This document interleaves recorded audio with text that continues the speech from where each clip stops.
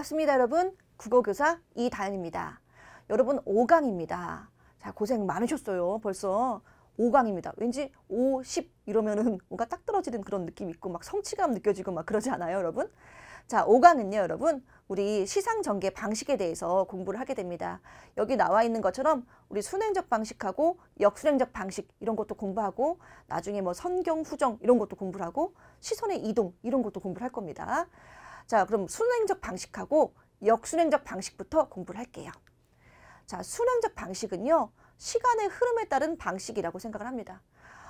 시간은요, 흐르죠. 어떻게? 과거에서 현재로 흐르죠. 또 봄에서 여름으로 갔다가 가을로 갔다가 겨울로 갔다가 그리고 다시 봄으로 흐릅니다. 또 새벽에서 아침이 됐다가 낮이 됐다가 밤이 됐다가 그리고 다시 새벽으로 흐르죠. 이런 식으로 시간의 흐름, 선생님은 뭐라고 설명했냐면 자연적인 시간의 흐름에 따라서, 자, 펜으로 좀 바꿀게요. 자연적인 시간의 흐름에 따라서 이렇게 시상을 전개하는 방식을 우리가 순행적 방식이라고 합니다. 그러면 과거와 현재가 뚜렷하게 나타나지 않아도 일이 막 어떤 진행하는 순서에 따라서 전개됐다. 뭐 과거는 어땠는데 현재는 이렇다 이렇지 않아도 그냥 쭉 시간이 흘러가는 게 느껴진다. 순서에 따라서 이것도 우리는 순행적 시간의 흐름으로 봅니다, 여러분. 알아두시면 될 것 같고요. 그러면 요런 거예요. 이게 이제 실제로 선생님 매번 얘기하지만 2010년도 모의평가에 나왔던 선지거든요. 시간의 흐름에 따라서 시상을 전개한다라고 되어 있어요. 그래서 사실 딱 봤을 때 뭐 과거에는, 뭐 어제는, 뭐 새벽에는 이런 말 없어요. 그런데 이게 시간의 흐름에 따라서 시상을 전개한다라고 되어 있었거든요. 자, 보시면 차디찬 아침 이슬, 진중가 빛나는 목가, 연꽃 하나 다복히 피고 소년아 너가 났다니, 소년이 태어났어요. 태어났다. 맑은 넋에 깃들여서 밭꽃처럼 자랐어라. 자랐습니다. 그러니까 사실 이게 파악하기는 쉽지 않아요. 근데 태어났다가 자랐잖아요. 그럼 이건 당연히 어떻게 할 수 있어요? 시간의 흐름에 따라서 시상을 전개한다고 볼 수 있습니다, 여러분. 무슨 말인지 알겠죠? 자, 그 다음 볼게요. 이거는 계절의 변화를 축으로 삼아서 시상을 전개하고 있다라는 선지가 성립되는 그런 작품입니다. 정말 많이 등장하죠, 여러분. 지금 5강인데 정철, 정철이라고 할게요. 정철이 얼마나 많이 등장을 했는지 모르겠습니다. 3위인곡이에요. 우리 송미인곡도 한번 등장을 했었는데, 봄바람이 문득 불어서 갑자기 쌓인 눈을 헤쳤어요. 창밖에 심은 매화가 두세 가지 피었습니다. 이거 매화는 선생님이 4강에서 설명했던 것 같은데 눈을 헤치고 피어난다고 했죠. 그래서 매화는 절개의 상징이라고 했습니다. 그 다음에 이제 여기 보니까 이제 겨울에서 약간 초봄? 봄으로 넘어가는 그런 시기인 것 같아요. 꽃 지고 새잎 나니, 녹음이 우거져. 여러분 녹음, 녹양 이런 단어는 좀 알아두셔야 돼요. 녹음은 뭐냐면 나무 그늘이거든요. 나뭇가지가 얽혀서 그늘 만드는 건데 나무 그늘이 깔렸는데 비단 포장은 쓸쓸히 걸렸고 뭐 어쩌고저쩌고 나와 있습니다, 여러분. 이런 단어들 여러분, 눈이라든가 매화라든가 이런 단어는 좀 알아두셔야 돼요. 봄바람 같은 경우는 뭐 봄이라는 게 분명히 드러나는데요. 왜냐면 이렇게 계절이 분명하게 드러나 있지 않아도 우리가 매화 이러면 계절로 봐야 됩니다, 여러분. 녹음 이거 여름으로 보셔야 돼요.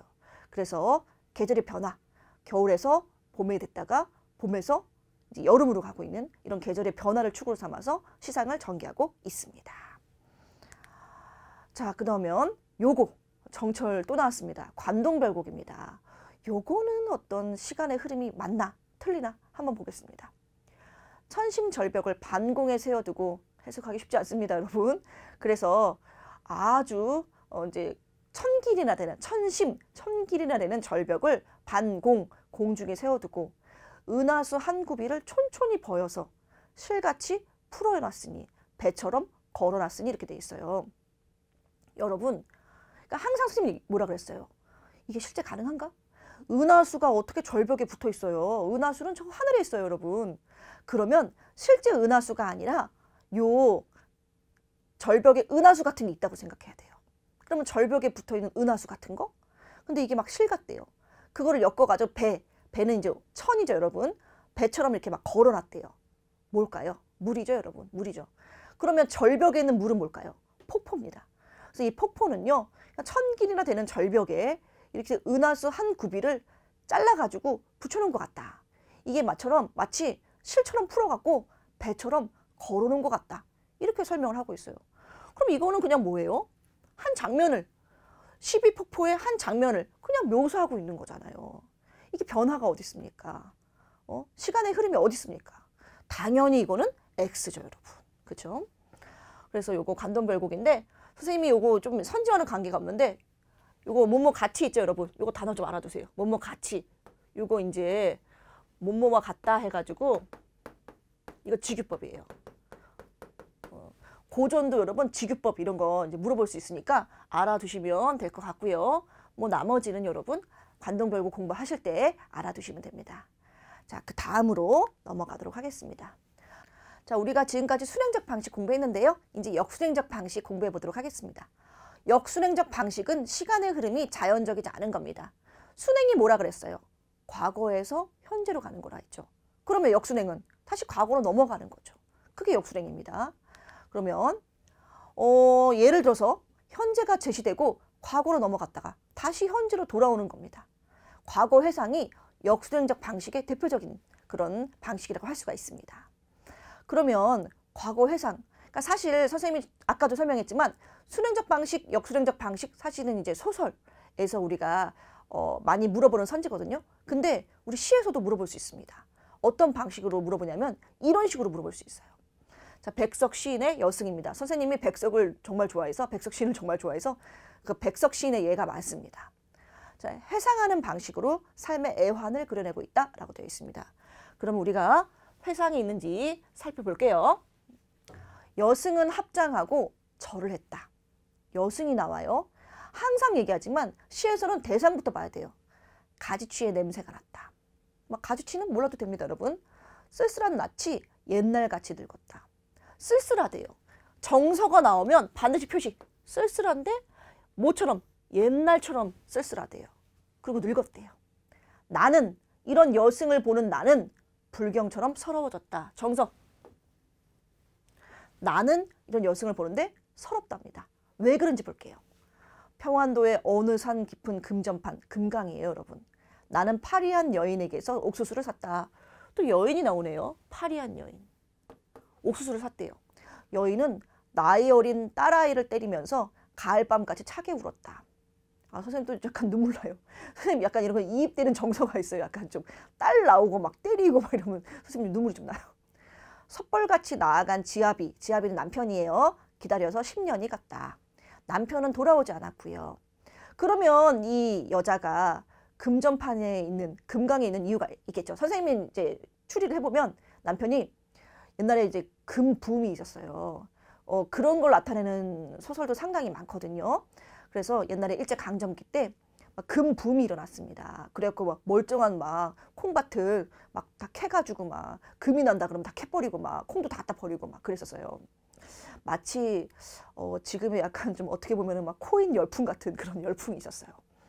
그래갖고 그래서 남편이 내가 금을 캐올게 이러고 간 거예요. 근데 10년 동안 오지 않은 거예요. 그래서 이 여자가 어떻게 한 거예요? 딸을 데리고 그 금강마다 돌아다니는 거죠. 남편 찾으려고.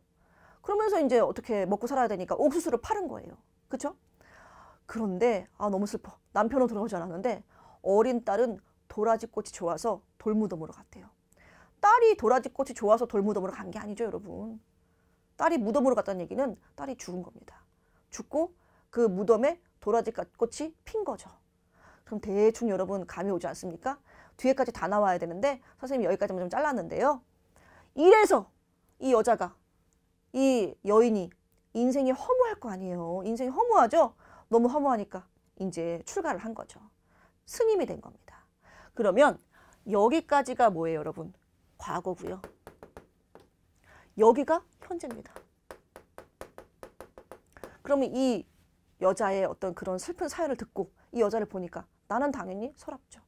삶의 애환입니다. 그 삶이라는 게 좀 비극적이네요, 여러분. 자, 회상하는 방식으로 삶의 애환을 그려내고 있습니다. 자, 문제를 통해서도 좀 볼게요. 똑같은 선지입니다. 아까도 여기 회상하는 방식으로 삶의 애환을 그려내고 있다. 여기도 똑같은 선지입니다. 이용하게 풀벌레 소리 가득 차 있는 거. 요거 우리 저번 시간에 했어요. 2강에서 어조 공부할 때 했었던 것 같습니다. 담담한 어조 해서 했습니다. 자, 이게 어떤 상황인지 기억나시죠, 여러분? 아빠가, 선생님은 아버지라는 표현보다는 아빠라는 표현을 좋아해서 아버지가 우리 집도 아니고 친척집도 아니고 고향도 아닌 타향에서 침대도 없어요. 그냥 길에서 땅바닥에서 돌아가신 거예요. 그런 최후의 밤은 풀벌레 소리가 가득 차 있었습니다. 어디에 주목하셔야 돼요? 있었다. 그럼 아버지의 죽음을 뭐 하는 거예요? 회상하는 거죠. 아버지의 죽음을 회상하는 거고, 삶이 또 이것도 상당히 비극적이네요, 여러분. 사실 우리가 삶에 대해서만 생각하지만 사실 우리가 어떤 이 세상을 떠날 때도요. 선생님은 좀 소망하는 삶의 떠남이 있단 말이에요. 선생님은 나중에 이제 우리 할머니가 좀 이제 그렇게 돌아가셨는데, 우리 할머니가 90세에 돌아가셨어요. 근데 89세까지 농사를 지셨다니까요. 89세까지 농사를 지시고 좀 이제 편찮으셨어요. 마지막에 좀 편찮으셨는데, 편찮으셔갖고 병원에 올해도 아니고 한 일주일 있으셨어요. 그래서 이제 우리 엄마니까 이제 며느리죠. 며느리를 불러갖고 나를 씻겨라 이랬대요. 그러니까 우리 엄마가 뭐 씻겨드렸대요. 씻겨드리고 이제 병원에서 너 집에 가가지고 무슨 나물 3가지를 해와라. 이러니까 이제 우리 어머니가 아니 병원에서 밥 나오는데 무슨 나물을 해오라 그러세요. 하니까 이제 우리 할머니가 좀 해오라면 해와라. 이래가지고 우리 어머니가 이제 우리 엄마가 나물 해왔어요. 그 나물을 다 드시고 우리 엄마한테 너가 참 고생이 많았다. 내 며느리를 와줘서 고맙다. 이런 얘기를 하고, 그리고 나서 이제 주무셨어요. 주무셨는데 그리고 나서 돌아가셨습니다. 그런 걸 보면은 이제 그 마지막으로 돌아가시기 전에 평소에 잘 드시던 나물을 드시고 싶으셨던 것 같아요. 그렇죠? 그리고 얼마나 좀 어떻게 보면은 죽음이 평화롭잖아요. 89세까지 열심히 일하다가 나중에 이제 조금 편찮으시고, 그리고 이제 가장 사랑하는 자식, 며느리도 자식이니까요. 불러가지고 평소에 즐기던 음식을 드시고, 그리고 이제 하늘나라로 가신 거죠. 이런 어떤 죽음을 우리가 소망하지 않습니까? 그렇죠? 그런데 여기 타향에서 우리 집도 아니고 일가 친척집도 아니고 또 침대도 없이 길바닥에서 얼마나 비극적입니까? 그래서 회상하는 방식으로 삶의 애환을 그려내고 있다고 볼 수 있습니다. 자, 그 다음 보도록 하겠습니다. 우리 이제 우리가 수행적 방식, 역수행적 방식 공부했고요. 이제는 이동에 대해서 공부를 할 거예요. 이것도 시산전개 방식이에요. 자, 이동은요, 공간의 이동이 있고요, 시산의 이동이 있습니다. 이거 구분하셔야 됩니다. 적어 놓을게요. 구분하자. 요거 선지로 많이 나옵니다. 이거 시선의 이동인데 공간의 이동이라고 하면 틀린 거거든요. 공간의 이동하고 시선의 이동이 어떻게 다른가 한번 보도록 하겠습니다. 공간의 이동은요, 실제로 화자가 있는 공간이 변합니다. 쉬워요. 화자가 걸어가야 돼요. 이 공간을 변화시켜야 됩니다. 아니, 공간을 변화시키는 게 아니라 이 공간에서 이 공간으로 가야 됩니다. 이동을 해야 돼요. 이동. 화자가. 그러면 여러분, 화자는 정지해 있고 이 공간 저 공간을 이야기한다고 해가지고 그것을 공간의 이동으로 보진 않습니다. 그래서 교문에서 화자가 운동장을 건너서 학교로 갔어요. 그럼 이거는 실제로 화자가 움직이죠. 이게 포인트예요. 실제로 화자가 움직이죠. 이런 경우를 우리가 공간의 이동으로 봅니다. 자, 그러면 선생님이 또 좋아하는 시입니다. 신경님의 농무라는 시에서 이 공간의 이동에 따라서 시상을 전개하고 있는지 한번 살펴볼게요. 구경꾼이 돌아가고 난 텅 빈 운동장. 무슨 운동장 나왔네요. 우리는 분이 얼룩진 얼굴로, 이건 약간 중의적인 표현인데, 왜냐하면 이제 공연을 했으니까 실제로 이게 메이크업이 얼룩질 수도 있고요. 아니면 분노라고 표현할 수도 있어요. 자, 학교 앞 소주집에 몰려서 술을 마신다. 소주집. 답답하고 고달프게 사는 것이 원통하다. 여러분, 정서. 이거 우리는 지금 공간의 이동을 공부하고 있지만 공간의 이동을 공부하든지 뭘 공부하든지 정서가 나오면 무조건 동그라미예요. 시는 뭐다? 감정이다. 감정이 정말 중요합니다. 특히 이렇게 직접적으로 감정이 표현되어 있으면 그냥 습관에 들이세요. 무조건 정서. 자, 꽹과리를 앞장세워서 장거리를 나서면, 그러면 지금은 운동장에서 소주집 갔다가 장거리로 가고 있죠. 공간의 이동에 따라서 시상을 전개하고 있습니다. 자, 그러면 우리가 OX 문제를 한번 보도록 할게요. 자, 정철 또 나왔습니다, 여러분. 송미인곡인데요. 문제예요. 선생님이 지어낸 게 아니라 실제로 다 이게 기출 문제라니까요. 자, A와 B가 있는데 선지부터 보시면 A에는 공간적인 이동이, B에는 시간적인 경과가 나타나 있다라고 되어 있어요. 그럼 A 볼게요. 님을 모시고 있어서 님의 일을 내가 잘 알아요. 물 같은 얼굴이 편하실 적이 몇 날일까? 아, 춘한 고열은, 춘한 이른 봄의 추위와 고열, 여름날의 더위는 어찌하여 지내시며 추일 동천, 가을과 동천, 겨울은 누가 모셨나? 이렇게 이제 해석을 할 수 있습니다. 그럼 A는요, 아예 공간 자체가 안 나와 있어요. 이게 X예요. 그러니까 답은 당연히 X일 수밖에 없고요. 뒤에를 좀 잘 볼게요. 이게 시간적인 경과가 나와 있나? 선생님, 이거 봄, 여름, 가을, 겨울 아니에요? 그럼 이거 시간적 경과 아닙니까? 근데 이거는 실제로 시간이 흐른 게 아니에요. 화자가 이렇게 앉아가지고, 뭐 앉아있는지 서 있는지는 제가 알 수 없습니다만, 앉아가지고 나의 님이 봄은 어떻게 지내고 여름은 어떻게 지내고 누가 모시고 가을은 어떻게 지내고 겨울은 어떻게 지내고 이렇게 걱정하고 있는 거거든요. 실제로 계절이 변한 게 아니에요. 그러니까 이거는 시간적인 경과도 아닙니다. 전반적으로는 당연히 X일 수밖에 없겠죠. 자, 이렇게 해서 우리가 공간의 이동 공부했습니다. 자, 아까 이제 선생님이 시선의 이동 공부한다고 했죠. 그렇다면 시선의 이동은 어떻게 전개가 되나? 시선의 이동에서 화자는 정지에 있어야 됩니다. 그리고 화자가 보고 있는 장면을 변화시켜 가면서 시상이 전개됩니다. 중요한 거, 화자는 가만히 있어요. 정지! 그리고 눈만 왔다 갔다 움직이는 거예요. 크게 쉽게 설명하면 시선의 이동이라고 할 수 있겠죠. 한번 볼게요. 예를 들어 창밖을 본다고 가정해봐요. 저 멀리 산을 보다가 또 가까이 와서 앞에 건물을 볼 수도 있죠. 이런 게 뭐예요, 여러분? 시선의 이동입니다. 화자는 정지에 있어요. 이런 것을 시선의 이동이라고 한다는데 아까 얘기한 것처럼 이것도 좀 포인트. 멀리 있는 걸 원경이라고 합니다. 원경, 멀리 있어요. 원.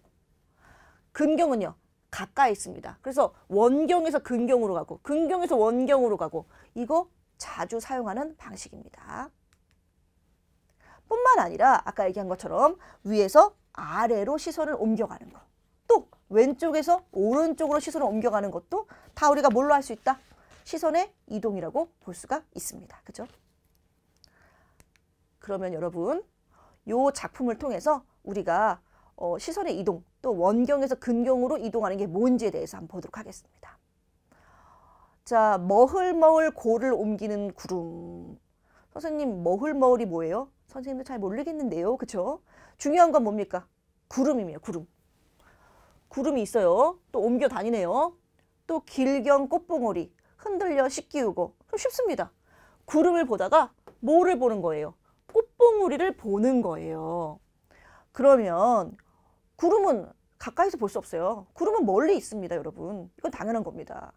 선생님, 이거 원경인지 근거인지 멀리서 가까이서 이런 표지가 없잖아요. 아니, 멀리서 가까이서 이런 표지 없어도요, 구름은 멀리 봐야 되는 거예요. 꽃봉오리는 가까이 봐야 되는 겁니다. 이건 되게 쉽습니다. 그래서 2년에서 3년으로 전개되면서 화자의 시선이 원경에서 근경으로 이동하고 있다. 이렇게 보셔야 되는 거죠.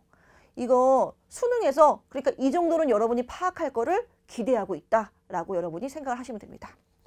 자, 그 다음 보도록 하겠습니다. 유종원의 강설이라는 걸 선생님이 좀 해석을 해서 가져왔어요. 자, 산, 길, 배, 낚시질로 뭐 이제 당연히 답은 시선일 것 같고요. 뭐가 옮겨가고 있는데요. 한번 볼게요. 산이란 산에는 새 한 마리 날지 않고 길이란 길에는 사람 흔적이 끊어졌네. 산을 보다가 길을 봐요. 외로운 배 안에 도롱이 입은 늙은이 배를 봐요. 홀로 낚시질하네. 찬 강에는 눈만 내리고. 쉽죠 여러분? 화자가 간 게 아니에요. 산에 갔어요. 그 다음에 길가로 갔어요. 저 배에 탔어요. 이거 아니에요. 그냥 산을 봤어요. 그 다음에 길을 봤어요. 그 다음에 배를 봤어요. 그럼 낚시질하는 그런 늙은이를 봤어요. 이렇게 해서 산, 길, 배, 낚시질로 시선이 옮겨가고 있습니다. 어렵지 않죠? 자, 이렇게 해서 선생님이랑 공간의 이동, 시선의 이동 했습니다. 이제 좀 오늘 선생님이 좀 힘주어서 가르치고 싶은 거, 선경후정입니다. 선경후정이라는 건요, 먼저 경치에 대한 묘사가 나타나요. 선경, 그죠? 경치 먼저, 후정, 그 다음은 감정이 있어요. 감정 나타내는 겁니다. 선생님이 산을 봤는데요. 산이 파랗고 나무도 울창하고 그런데요. 갑자기 슬퍼요. 여러분. 이런 뭐예요? 선경후정이죠. 경치를 얘기하다가 나중에 감정을 나타내는 겁니다. 자, 그런데 중요한 게 있어요. 정서에는요. 화자의 감정뿐 아니라 그게 좋아, 그게 싫어, 이 상황이 좋구나, 나쁘거나 이런 식으로 좀 약간 좀 폭넓게 보셔야 돼요. 관대하게 보셔야 됩니다, 여러분. 그래서 요거 좀 별표. 정서에는 화자의 생각이나 상황에 대한 판단도 포함이 된다는 거. 경치를 묘사하고 그 다음에 화자의 감정, 화자의 생각을 드러내는 게 정리하자면 선경후정이구나 라고 생각을 하시면 될 것 같습니다. 그러면 또 역시 마찬가지로 작품을 통해서 한번 보도록 하겠습니다. 요게 이제 그냥 아예 선지가 선경후정의 방식을 활용하여 시상을 전개하고 있다라고 선지가 나왔어요. 차돌부리 촉촉 죽순 독듯. 선생님, 차돌부리가 뭐예요? 이 돌이 있으면요, 거기에 이제 책이 나와 있는데 돌이 이만큼 튀어나와 있는 거예요. 이게 차돌부리입니다. 차돌부리가 촉촉 죽순 돋듯 모모하듯 이렇게 나와 있잖아요. 그럼 실제로 죽순이 있는 게 아니에요, 여러분. 죽순을 보고 있군요. 아닙니다. 듯은요, 모모하듯 했으니까 지규예요. 그러니까 요 죽순은요, 이거 보조관념이에요. 그러니까 요 땅에 돌이 요만큼 튀어나와 있는 게 마치 죽순 같다 이런 얘기입니다. 그 다음 물소리가 나네요. 이가 실이네요. 그쵸? 앉은 새 갈휘어 양지 쪽에 쪼그리고 서러운 새가 되어 흰 바바를 쫓다라고 되어 있어요. 그럼 여기서 이제 차 돌부리, 뭐 물 이런 거 보다가 갑자기 여러분 포인트, 서러운이라는 게 나옵니다. 정서예요, 여러분. 매번 강조하죠. 정서가 나오면 그냥 바로 뭐예요, 여러분? 표시해 두시는 겁니다. 서러운 새가 되어서 흰 바바를 쫓다. 그러니까 죽순이 아니라겠죠. 선생님이 아니라 그래 놓고는 차돌부리 보다가요. 그 다음에 물소리 이렇게 막 듣고 있다가요. 갑자기 내가 서러운 새가 된 거예요. 그러니까 이거는 선경, 차돌부리. 좀 선생님이 좀 꼼꼼하게 설명을 해줄게요. 그 다음에 뭐 물 이런 거 묘사하다가 갑자기 서럽다라는 자신의 감정을 드러내고 있거든요. 그러니까 선경후정이라고 할 수가 있겠죠. 이해되죠, 여러분? 시가 조금 어려워가지고 선생님이 좀 길게 설명했어요. 그럼 문제 풀어봐야겠죠. 자, 이거는 선생님 좀 재밌는, 선생님만 재밌나? 선생님이 좋아하는 그러면 가사 작품입니다. 독자왕 유희 유오영이라는 건데요. 제목이 어려운 문제 넘어갑시다. 번님내야, 번님내를 불러요, 여러분. 말 건네는 방식이네요. 남산에 가세. 좋은 기약을 잊지 마. 익은 술이 점점 쉬고 있어. 술이요? 익었는데 이거를 그냥 냅두면 쉬어요. 그럼 어떻게 해야 돼요? 마셔야죠, 여러분. 지진 화전 상해 간다. 이 화전은요, 꽃으로 만든 부침개예요, 쉽게 설명하면. 그래서 화전이 상해 가네. 우리 이제 화전 들고 빨리 우리 이거 술 들고 마셔야지. 산에 가자. 너가 안 가면, 자네가 안 가면 나 혼자라도 갈 거야. 나 혼자라도 가서 술 마시고 화전 먹고 산에서 경치를 즐기면서 행복하게 놀다가 올 거야. 뭐 이렇게 돼 있어요. 그러면 전반적으로 봤을 때 우선은 경치 묘사도 아니에요. 선생님 생각에는 그냥 남산에 가세라고 하는 거지, 이 남산을 보면서 남산의 어떤 경치, 남산의 모습을 묘사하고 있지는 않거든요. 이거 착각할 수 있는데 그래서 선경도 아닙니다. 그럼 감정은 좀 드러나 있으니까 뭐 감정은 맞다고 할 수 있는데 뒤에 볼게요. 요거 나중에 정서와 태도 하면서 선생님이 설명을 할 건데요. 애상적이다라는 건 무슨 뜻이에요? 슬프다라는 뜻입니다. 이게 어떻게 슬픈 상황입니까? 지금 술 먹으려고 산에 놀러 가서 술 먹으려고 지금 아주 드릉드릉 하고 있는데요. 이거는 절대로 예상적인 게 아니죠. 그래서 여러분 당연히 이거는 누가 봐도 X입니다, 여러분. 자, 이렇게 해서요. 오늘 선생님이랑 시상전개 방식에 대해서 공부를 했습니다, 여러분. 우리 처음에 순행적 방식, 역순행적 방식 공부했고요. 그 다음에 우리 공간의 이동, 시선의 이동 공부했고요. 성경 후전까지 공부를 했습니다. 자, 여러분 이게 오늘 좀 시상전개 방식은 좀 짧습니다. 왜냐하면 원래 시상전개 방식에 대비가 정말 많이 나오거든요. 근데 대비는 나중에 이미지의 대비나 감각적 이미지의 대비 이런 거에서 설명을 할 거니까 뒤로 넘기고요. 오늘 공부한 내용 중에서 모르는 내용이 있으면 마찬가지로 반드시 복습하시고 책을 통해서 설명을 2번, 3번 읽어두시기 바랍니다. 정말 오늘 고생 많으셨고요. 고생 많으셨고 이제 다음 시간에 만나도록 하겠습니다. 안녕.